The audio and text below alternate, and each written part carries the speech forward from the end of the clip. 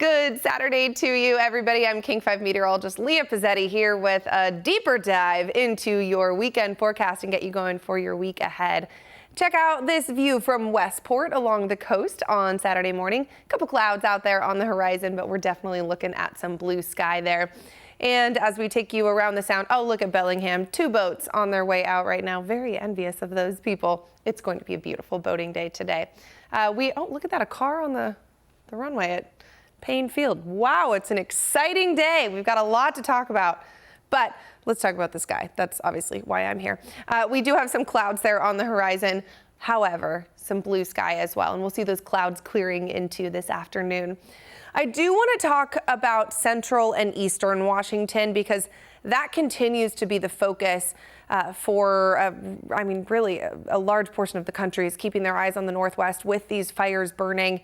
And now we have the increased risk for new fires to start and spread, plus flames that are already burning could be fanned with windy conditions moving in.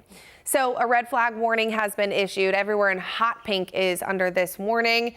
This is going to be for our daytime hours on Saturday through 11 p.m. because of warm, dry, and windy conditions. Gusts will be up to 30 to 35 miles per hour. Relative humidity is mostly into the teens, but in some of the worst cases could get down to the single digits. That is bone dry, not a lick of moisture in the air with those conditions. So this means should a fire start, it will spread. And of course, fires have already started. So this is going to be bad news for firefighters. This makes that firefight extremely hard, which, by the way, we are so thankful for all of our firefighters who have been battling all of our flames here in the Northwest. Thank you to our firefighters. So with those pre-existing fires, we also, of course, have been watching air quality alerts. Western Washington, those alerts have expired. We're watching improvement, but we continue to see air quality alerts for all of eastern Washington, most of Idaho, and then into Montana as well. Same thing down into eastern Oregon. So bad air quality continues for some, even though we're seeing western Washington with that improvement, which, of course, in western Washington, we are selfishly going to celebrate, but it is really difficult to celebrate when we know that it's so hard for people in other parts of the state. Let's talk about that wind, though. So here we are into Saturday afternoon and evening. We're seeing the strongest wind off to the east. So really, once you get over that Cascade Crest, that's where we'll see those strongest gusts, and then into eastern Washington as well. So that's bad news for those pre-existing fires. Gusts in that 30 to 35 mile per hour range. What we're seeing is a pattern called onshore flow. So cool, fresh air moving from the Pacific over the region, and then it pushes off to the east. So it's pushing all that smoke out of the region. It's bringing cooler temperatures. So that's good for western Washington. But as it moves over the Cascades and down the other side of the Cascades, creates what we call downslope winds, which tend to be stronger. So that's why we're seeing that picking up. So it's bittersweet. It's good for us. It's bad for them. And that is going to be bad news, of course, for the fires. Little Giant Fire over around Chelan, that is likely going to see some of those strong winds the next couple of days. Same thing into Sunday afternoon, pretty mild in western Washington, maybe a little bit of a breeze, but we'll definitely watch the stronger windy conditions off to the east. Look at Wenatchee, gusts up to 30 miles per hour into Sunday afternoon as well. So it's very clear where those fires are burning.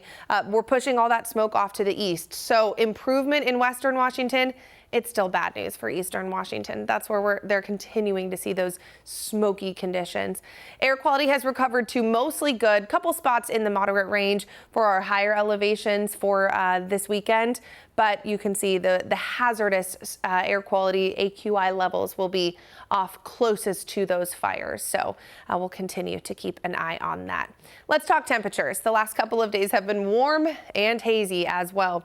80s is what we observed for really most of this last week. In fact, we were initially expecting 90s, but that smoke actually slowed down our daytime warming. So it kept us a little bit cooler, kind of acted like clouds and cooled us down.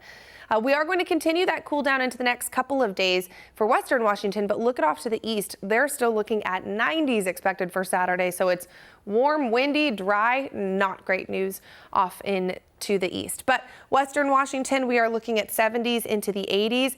This is our final day of those above average conditions before we knock temperatures down closer to seasonal averages for the next couple of days. So 70s and 80s for Puget Sound, a little bit cooler over along the coast into the 60s. So a huge difference from coast all the way to the eastern side of the state. Here's your hourly breakdown of today for your Saturday. 60s to start the day, warming nicely into the 70s during our daytime hours, spending most of the day in the 70s, and then of course some spots will be into the 80s. The best chance for hitting 80 degrees will be farther to the south.